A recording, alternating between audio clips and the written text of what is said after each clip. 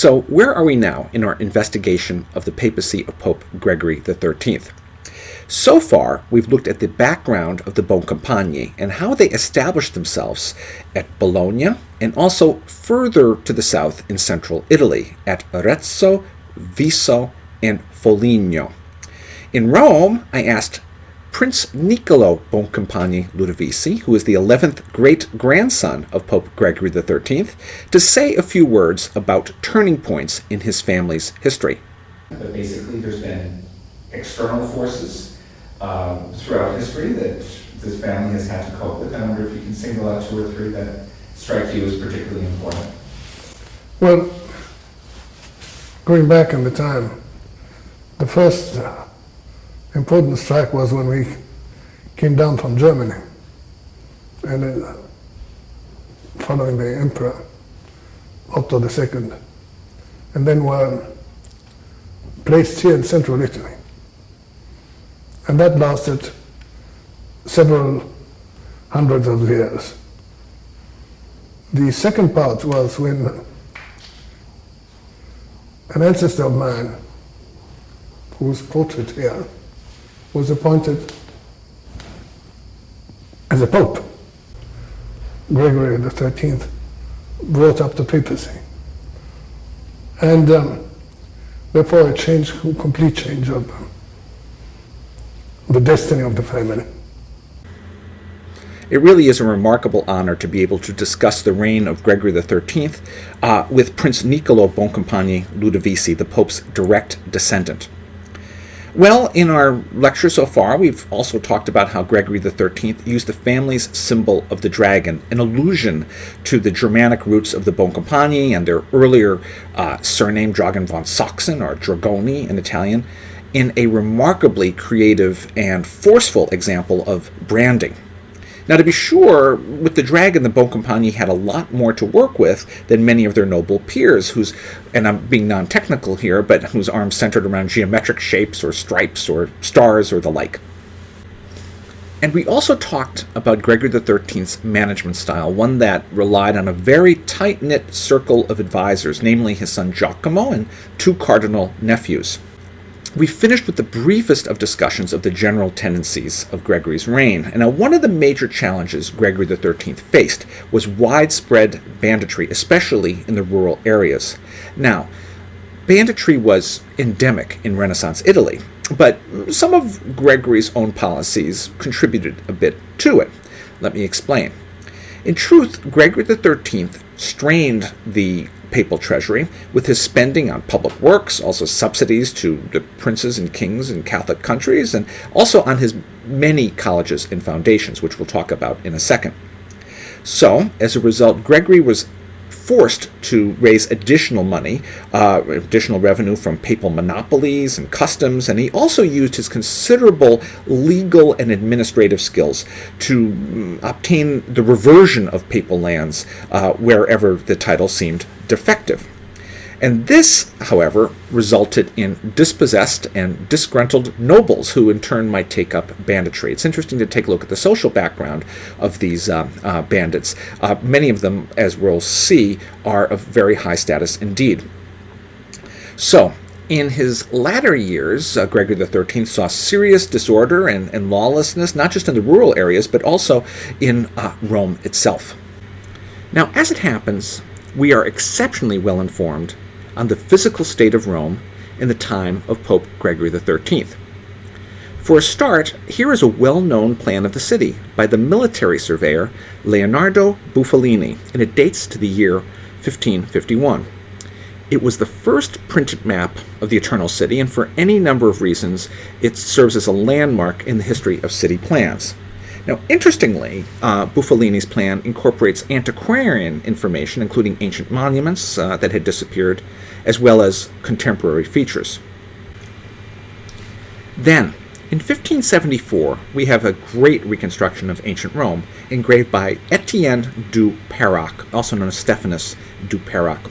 It follows a detailed archaeological survey by his slightly older contemporary, the humanist Piero Ligorio. Ligorio was then superintendent of the ancient monuments in Rome, and he published his own survey in the year 1565. Dupeyrac dedicated this map to Charles IX, King of France, and he explains that this map was the fruit of 15 full years of study of the ruins and monuments of ancient Rome, based on the physical evidence, but also on the literary texts. Now, the same author, Dupeyrac, published also a Sketches of Buildings of Ancient Rome in the year 1575, and as we can see here, he dedicated the volume to Giacomo Boncompagni, the son of Pope Gregory XIII. Dupeyrac then followed this work with his most important contribution, a great plan of the whole of Rome that he published in the year 1577. It's the most exact and detailed plan that we have for the entire 16th century.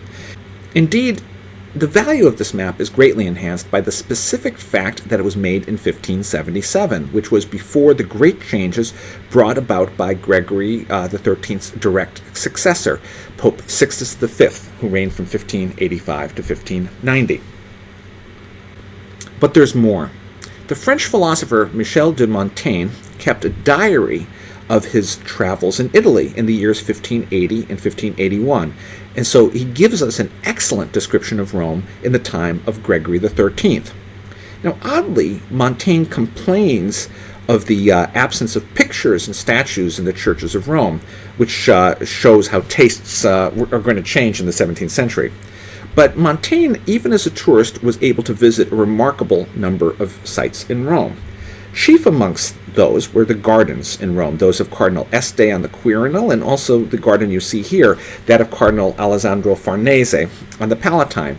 Alessandro Farnese created this in the year 1550 on the northern portion of the Palatine Hill, and they were the first private botanical gardens in Europe. Those domes that you see here, in fact, are aviaries for birds. Well, Montaigne was able to see other great gardens, those of the Orsini and the Sforza and the Medici, the gardens of the villa of Pope Julius III. Montaigne also was able to visit this villa, the Villa Madama. The Villa Madama dates to the first quarter of the 16th century. Raphael had an important hand in its design, and its significance, well, one of its most significant attributes is that it represents one of the first examples of a revived Roman type of suburban villas. The younger Pliny, in the 1st century AD, made a famous description of his own villa, and, well, this spurred emulation in the Renaissance. The Villa Madama was specifically designed for parties and for entertainment. And interestingly, the Villa Madama and all the other ones that I mentioned seem to have been open to visitors in the absence of their owners. Pope Gregory XIII is not especially remembered today as a great builder, but he was very concerned to renew Rome so that the Holy Year of 1575 could be celebrated with all the splendor that the occasion demanded. He issued a remarkable number of medals to commemorate the Holy Year. This medal, executed for the Pope by Gian Federico Bonzani, shows on the reverse the Pope in tiara opening the Holy Door. On the right, he's attended by a very full college of cardinals. On the left, the faithful kneeling. And the reverse legend says, "The home of God and the gate of heaven." This is what I would call a subsidiary medal from the Holy Year 1575. It shows how two cardinals, Alessandro Farnese, whose arms are shown at the base of the reverse, and also Cardinal Giovanni Morone, opened and closed the door of the Papal Basilica of St. Paul outside the walls. And finally, a commemorative medal of Pope Gregory XIII himself on the Holy Year 1575. On the obverse, you can see Christ with the Latin legend, "Blessed are those who guard or protect my roads or ways." And then Gregory XIII, Pontifex Maximus, or Pope, opened and closed. And you have to understand the Porta Santa, the Holy Door, in the year of the Jubilee.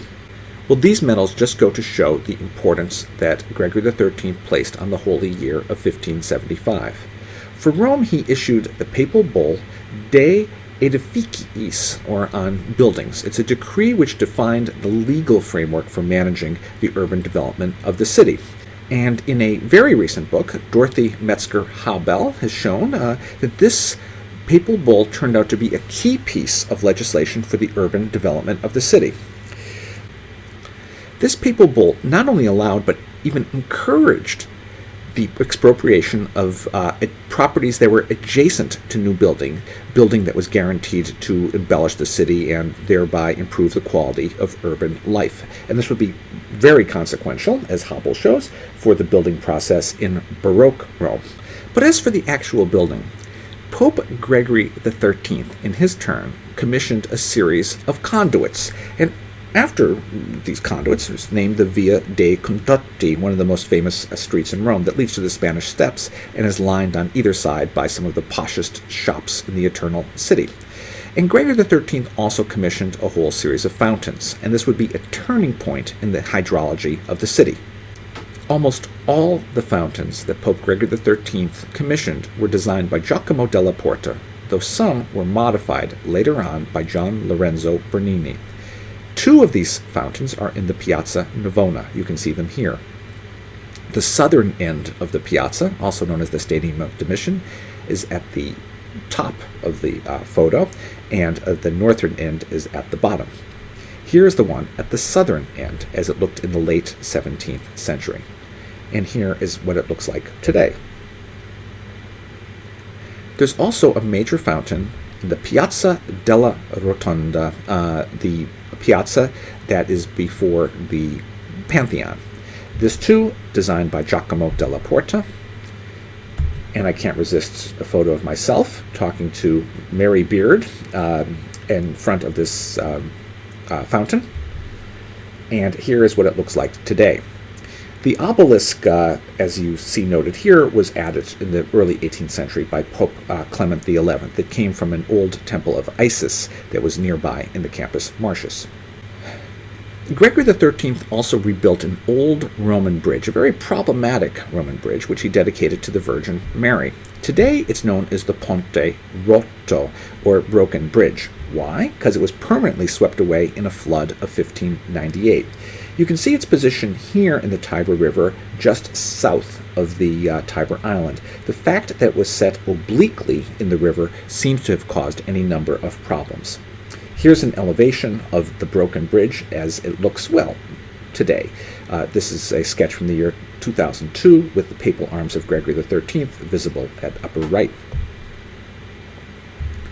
Gregory XIII also designed this new street, the Via Gregoriana, named after himself. It led to the inhabited outskirts of the city of Rome, a street known as the head of the houses, or the end of the houses, Capo della Casa.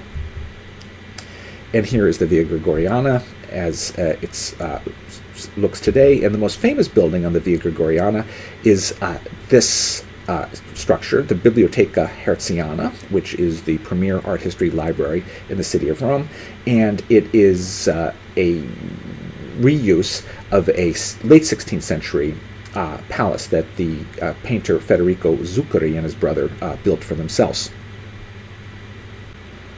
And also a new gate for the southeastern portion of the city of Rome, right by the papal basilica of San Giovanni in Laterano.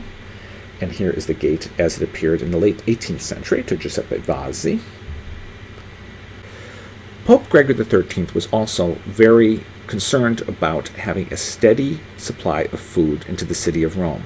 And to stabilize supplies of wheat for the Eternal City, he turned the remaining halls of the Baths of Diocletian into granaries, specifically in the holy year 1575. The bath complex that the Roman Emperor Diocletian built in the late 3rd century AD was an enormous structure, and what we see today and what Gregory XIII saw in his day, well, it just hinted at the vast expanse that this complex would have covered.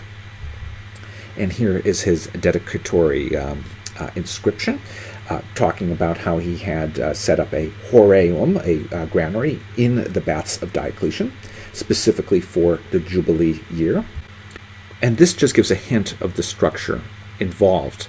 As it turns out, the Baths of Diocletian have been, over the centuries, used for any number of purposes. They've been reutilized as a planetarium, as a major church, which we will examine with interior design by Michelangelo, and also a large archaeological museum.